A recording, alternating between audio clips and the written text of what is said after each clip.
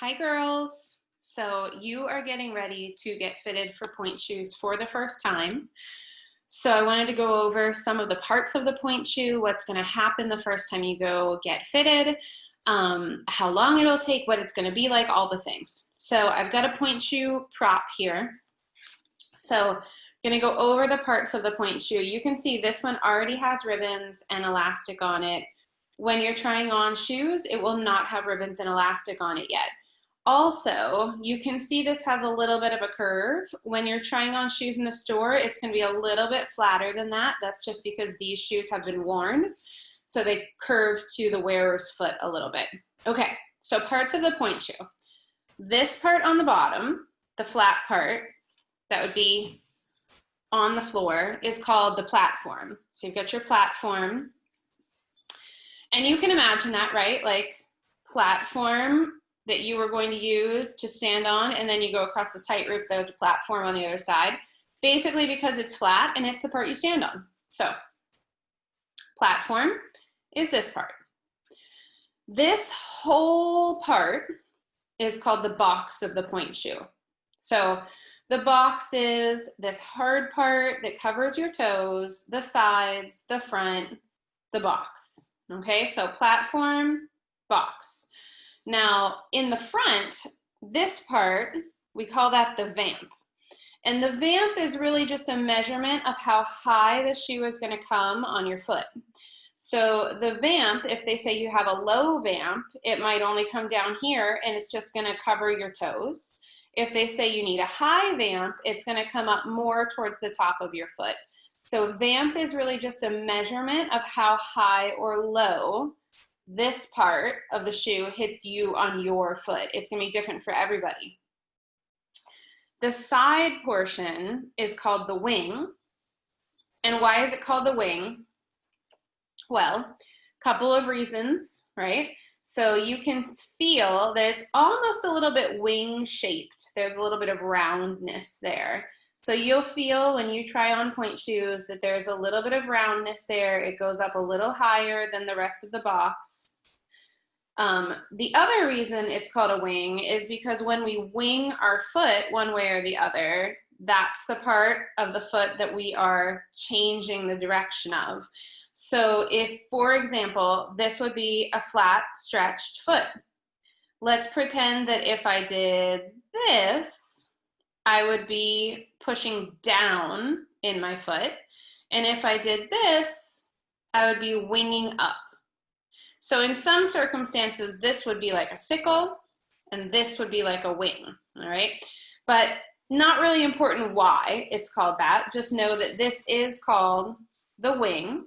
So let's go backwards. We've got platform, box, vamp, which is high and low.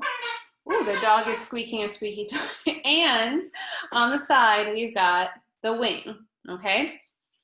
So platform, box, vamp, wing. Then you also have the shank, okay? That's S-H-A-N-K. The shank is another form of support. You can hear, it's kind of hard, okay? Now, you can have different strengths of vamp. You can get a light vamp, which is very weak. You can get a regular vamp, which is just regular, like medium, or you can get a hard vamp. If you have super curvy, stretchy feet, you might end up getting a hard vamp eventually, but for your first pair of Pointe shoes, it's not going to matter. For your first pair of Pointe shoes, you're going regular vamp, or I'm sorry, regular shank, okay? Now, the only one who's really going to need a light vamp is someone who either doesn't have a very flexible foot or who's wearing their shoes, is at a point in dance when they're wearing their shoes for one performance and done. And some people are doing that, right? Like when you get into a professional level of ballet, you might be wearing a Pointe shoe for one show and done.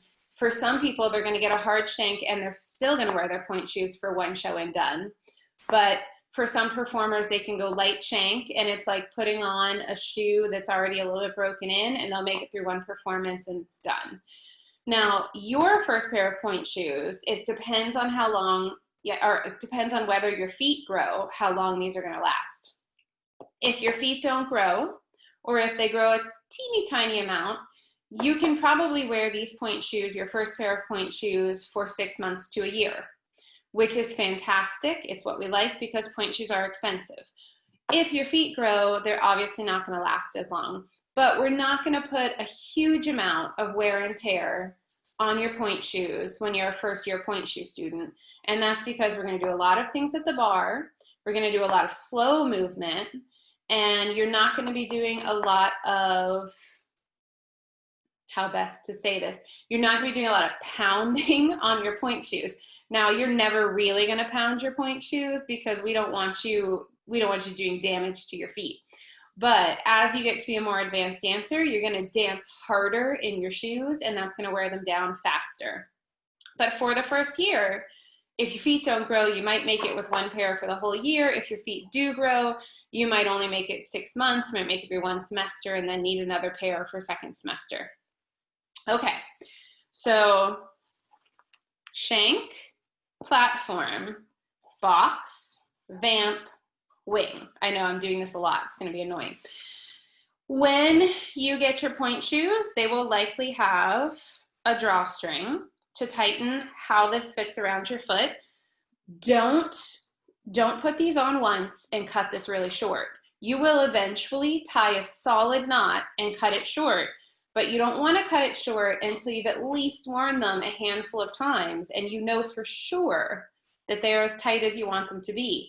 Because just like with ballet shoes, if you cut it too short and it goes inside there, it is terrible to get it out, sometimes impossible. So don't go cutting these super short in the beginning.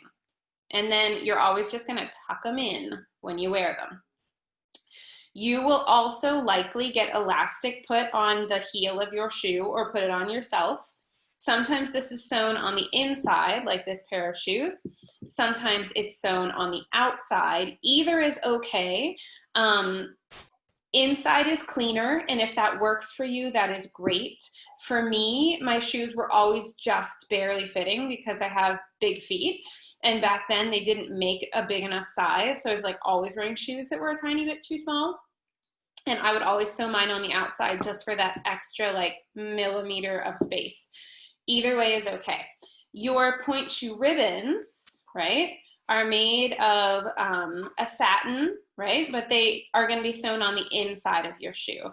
And you can see that that is sewn on an angle so that when you put your foot in there, right, we'll put our foot through the elastic down into the shoe, and then this will be able to come around the front of your ankle. Don't worry about how you tie your shoes yet. We'll go over that in class. So no need to worry there, but you're gonna need a ribbon. You're gonna need an elastic. I prefer that you just get satin ribbons. There are ribbons that are all elastic or half elastic. It's better to just go with regular satin to start with. Let's see. I think we basically covered parts of the shoe, what you're going to get on there. Inside your shoe, because you're going to need a little bit of padding, you're going to have something that looks like this. This one is like skin colored, but you might get one that's super colorful. Doesn't matter. This is often called an ouch pouch. That's like a brand, just like Band-Aid is a brand of bandages. Ouch pouch is a brand of pointe shoe pads. Something like this is great because it is pretty thin, gives you a little bit of cushion, but it doesn't give you so much cushion that you can't feel the floor. We'll talk about that in a second. So this is important because you want to have something between your toes and the shoe, between your toes and the floor, just as a little extra padding. Now, I don't have any spacers here with me, but the person who fits your pointe shoes is going to look at your foot and they're going to say whether they think you should need spacers. If you have a really long big toe, you're probably going to need a spacer because basically like if this is your big toe and these are your other toes and your big toe is a lot longer, they don't want it to curve inward, right? So they want your toe to have a little space there so that they can all move, okay? I know that's a little hard to visualize, but basically they're just going to look at your feet. If they give you spacers, you're just going to shove that spacer in between your toes and it's going to keep your toes going straight instead of curving towards each other one way or the other. healthier feet. If they say you need spacers, get them. If they say you don't need spacers, lucky you, no big deal. It's not like extra special to get them. It's not bad not to have them. It's just whatever works for your feet. So don't stress about it. Just go get it. Get whatever they tell you to get, okay? So you've got this point shoe pad, and then you might also get spacers. There are different varieties of these. Like there's a much thicker like gel type, and then there is one that's kind of made of like a rubbery surface. So I think these are probably your best bet when you're just beginning, because like I said, they're not too thick, they're not too thin. They give you a little bit of cushion, but not too much. All right, so let's talk about what's going to happen when you go to get fitted. So when you arrive, you will go up to the counter and you'll tell them you are there for your appointment, tell them your name, and they'll either say, we are ready for you, so let's go back to the room, or they'll say, we're just finishing up with the person in front of you, take a look around, we'll be with you in a second. When they call for you, you will go into the room where they do the point shoe fittings. It's a separate, smaller room from the store. And the person who does your point shoe fitting will run over a lot of this information again. They'll say, this is the platform, this is the box, this is the shank, this is the wing. I said that wrong. This is the vamp, this is the wing, this is the shank. I went too fast. And they'll tell you what you should expect to feel if your point shoes are fitting well. Now, we all know, you've probably heard people say that point shoes are not always the most comfortable shoes in the world. This is true, all right? So don't go in there thinking that they're gonna feel like your bedroom slippers. Don't go in there imagining that you're gonna have a lot of room to move your toes around. You're not, right? We want them to be fitted like a glove, a tight fit. Now, when you're thinking about it, you're gonna imagine like, okay, well, my toes are gonna be straight down on the floor and that's gonna be painful.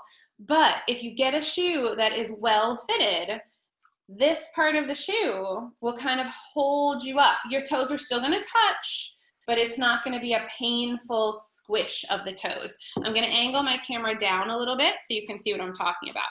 All right, so there's the table. Say you've got a good fit on your point shoes. Your toes are gonna go in there and it's gonna stop them from sinking into the floor. So there my toes are touching, they're not sinking. If your point shoe is too big around or too long, your toes might go like this, crunch. That's called sinking, and that's no good, okay? We don't want a lot of weight resting down on our toes. We just want to touch, and then this part of the shoe keeps us from sinking down. Okay, so that's number one, you don't want sinking, and that is a big deal in point shoes. Number two, we want to get our platform to be as flat on the floor as possible, okay? So this depends on the shape of your foot, how hard you can stretch your foot, so like how flexible your ankle is, lots of things, all right? So if you put your point shoe on and you try and try and try and try, but you're on this back edge, that is not the right point shoe for you. And if that's the case with every single point shoe you try on, but one is maybe a little closer to straight, the other one's, you want to get the one that gets you the furthest up that you can get. Now, we can stretch the ankle a little bit, right? But we don't want to do any damage there. So if you're very, very close, and this is just something that we need to work on to getting to this straight position, we can work on that a little bit. So don't be disheartened if maybe you're back a little bit in your first pair of point shoes. We can work on this and get you up to straight. We also don't want you to go too far forward, right? Going over the vamp of our shoe. We're aiming for getting that platform flat on the floor. So not too far back, not too far forward. We're gonna be right on our platform. All right, so how's it gonna work? You're going to probably get your feet measured. They're going to look at your toes. They're going to set you up with some either ouch pouches or point shoe pads. If you did not wear tights to the store, they have like a little footy that they can give you. Better to wear your own tights, in my opinion. But if you want to use their footy, you can do that too. So they're gonna say, put your spacers in if you need spacers. They are going to have you put on your ouch pouch or your pad. And then they're gonna bring you Pointe shoes to try on that are obviously not gonna have an elastic and they're not gonna have ribbons yet. So when you first try on these Pointe shoes, they're gonna feel like they're slipping off because you don't have elastic on them. They're gonna give you a circle of elastic that you're just gonna pull on top of your foot to sort of emulate what it's gonna be like to have elastic and ribbons on. It's not as good as having real elastic and ribbons. So if you feel like it's slipping a little bit, it's probably just because you don't really have sewn on elastic and ribbons yet. Now, and then they're gonna ask you to stand up and you're gonna look like Frankenstein and you're gonna think, oh, this feels terrible, because you'll see that your foot, you can see on the bottom of how it's dirty right here. That's because the shank, this part, the sole, is gonna stop before the end of your heel. So that's gonna feel awkward when you first stand up because it's like your heel is hanging over like it would be in a normal shoe. Your foot would be, the heel would be bigger, the sole would be bigger than your foot, and your heel would be on the sole. But in this case, your heel is going to extend past the end of this, and this is pretty thick, okay? So it is going to, I don't know if you can see the thickness there, right? So it's not flat to the floor. You're going to feel it under your heel, and it's going to feel a little bit awkward. You get used to it. They're gonna have you put it on. You're gonna put the elastic on, and you're gonna stand up walking like Frankenstein. And probably the first thing that they're gonna have you do is put your feet in second position, and they're gonna say, do a plie here in second position, and tell me, are your toes touching the end of the shoe, or are your shoes crunched up? Or are your toes crunched up against the end of the shoe? Or can you not even feel the end of the shoe because your toes aren't touching? We don't want to be here because when we go up onto our platform, our toes are going to go whoosh right through that hole and we're going to sink. We also don't want to be here pressing in because if we're that, it's too small. And when we go up, our toes are going to be so crunched, not good. We want to be just touching, not squished, not unable to feel, but just able to feel that the end of the shoe is there, okay? So you're gonna put those shoes on, you're gonna stand up, you're gonna put your feet out in second position, and they're gonna say, do a plie for me, tell me, can you feel the end of the shoe? If you can just feel it, you're in the right spot. If your toes feel crunched, too small. If you can't feel it at all, chances are too big. Okay, and then they're gonna bring you another pair of shoes. You're gonna do the same thing again. Now, if you get one where you're like, I can feel the end, I'm not scrunched, I'm not too far away, they're gonna say, okay, put your feet in parallel, and you're gonna step up onto the platform of the shoe. Two shoes just like this, okay? When you go up there, they're gonna ask if you sink. So are your toes crunching down into the floor? Or does your foot feel pretty comfortable? Do you feel like you're falling backwards a little bit? And you might in your first pair of Pointe shoes. It takes some getting used to. Are you falling forward? That definitely we don't want to happening in your first pair of Pointe shoes, okay? So idea and the perfect way would just be flat, okay? Not forward, not backwards. All right, and then basically, you have to be your best communicator when you go into the store. So I know it's your first time doing this. You don't know what it's supposed to feel like exactly, which is why I'm trying to tell you what I think it's going to feel like. But when you go into the store, don't be afraid. Don't be intimidated. Talk to your fitter because they don't have the shoes on their feet. So they need you to tell them what it feels like. If it feels like you're crunched, too small. If it feels like you're kind of floating in there, too big. If it feels like you're just barely touching, tiny bit of pain, but maybe not a lot, right? That's a pretty good fit. Now, you will feel that when you're putting on a brand new pair of pointe shoes, they're going to be pretty stiff. So these sides are going to feel like, ooh, they're squeezing in and kind of squishing your foot. A little bit of squeeze and squish here is a good thing because these will get softer as you wear them. And if they get too soft, you're going to have that sinking phenomenon that I was talking about. You don't want that. So you do want them to be squeezing your foot a little bit so that then when you're up in your pointe shoe, they're helping to hold you up in support. And just know that when you're standing flat in your pointe shoe, they're going to feel a little bit tight on the sides here. That's normal because as you wear them, that's going to soften up and you're also going to get more used to it. Now, everybody has a different pain threshold. So you have to really ask yourself, pain or discomfort? And I know that we've talked about this before. So pain is, I can barely stand it. It's really, really hurting so much I couldn't possibly stay in this position, right? Pain. Discomfort is, it's kind of squeezing the side of my foot. I'm a little bit uncomfortable. I'm not really in pain that I would need to come back off and take these shoes off. But I can feel, right? I can feel a little squish, a little. So it is going to be trial and error. You have to be ready to communicate about what you feel and where you feel it. Is it squishing in on the sides? Is your toe crunched at the end? Is your big toe really pushing into the end of the shoe? Think about ways to say this.